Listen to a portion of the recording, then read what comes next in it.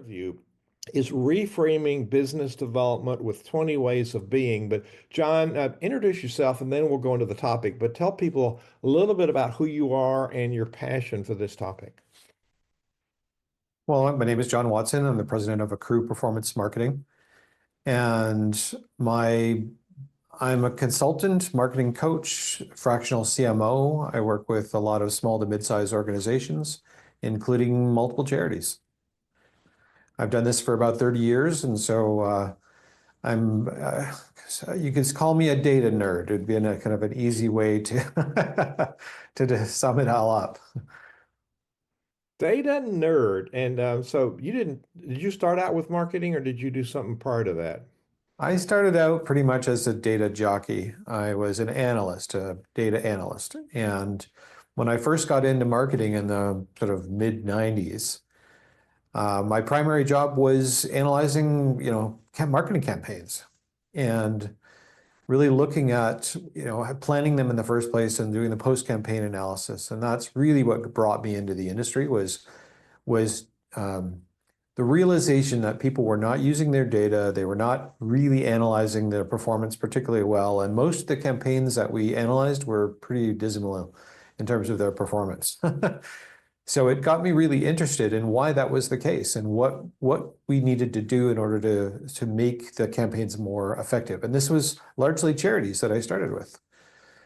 It was just very eye-opening to see just how foreign the data aspect of fundraising was. So we have some misunderstandings or lack of knowledge or myths. One of the myths is, oh, we can't spend money on marketing in nonprofit. And I say, no, we can't afford not to spend money on marketing. So one of our messages is to help nonprofit leaders realize that it's really a business.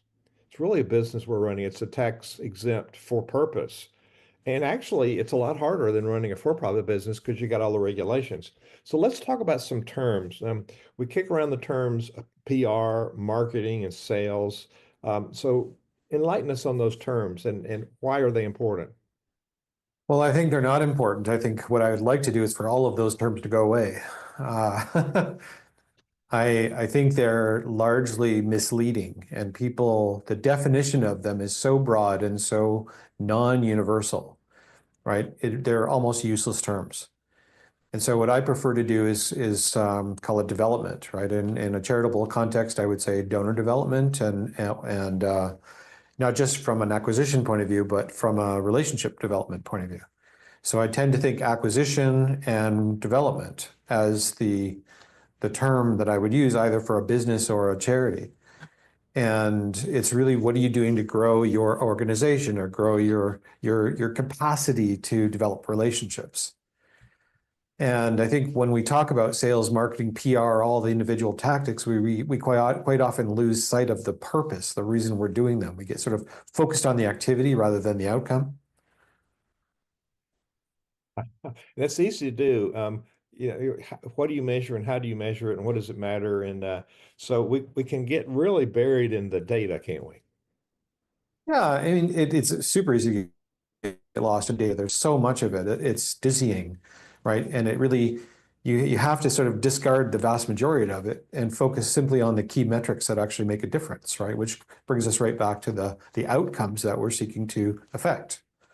And then in charitable terms, that's usually inspiring people, making them aware of you in the first place, enrolling them in the possibility that the organization represents, and then turning them into some sort of a promoter, right? Either as a providing funds or their time in terms of volunteering or whatever they can do to actually support the organization. The interesting thing I've always appreciated about marketing from a charitable context is there's no product. So you have to sell the idea. You have to build the relationship because that's all there is.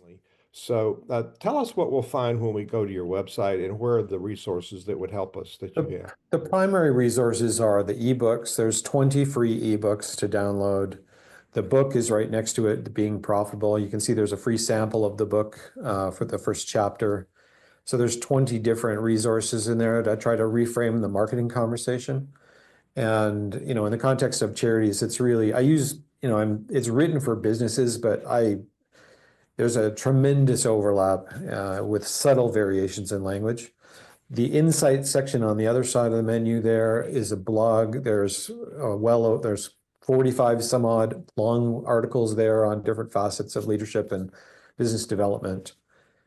And so the website is really set up for organizations that don't have a lot of internal capacity in the development space or the sales and marketing development. It really is meant to be a primer. There's all kinds of, like, the website is extremely deep, and it's largely set up to be a resource to help people learn. That is amazing. So, in all of the 435 episodes we've had, I haven't seen this depth, and it's laid out so logically, John. This is so helpful. So, what's the most important thing that you think people should do with this information next? I usually invite people to do an audit of their program. It's just a very, like, what I mean, an audit is a scary word. Call it a review, call it a data assessment, but I usually encourage people to dig into their donor data and say, let's look at, really understand our campaigns, our donor relationships, and start mining, really understanding the relationships and looking at the sort of the full life cycle of the relationship development, sort of map it out as a process, use the data to support, what's working and how well is it working or not working at each of the steps of the donor's journey. And then from there, it really is and you can use the book as sort of a guide to look at what the journey might look like. And you can sort of say, well, we have these elements in place, but we have these ones are missing or not relevant to our business.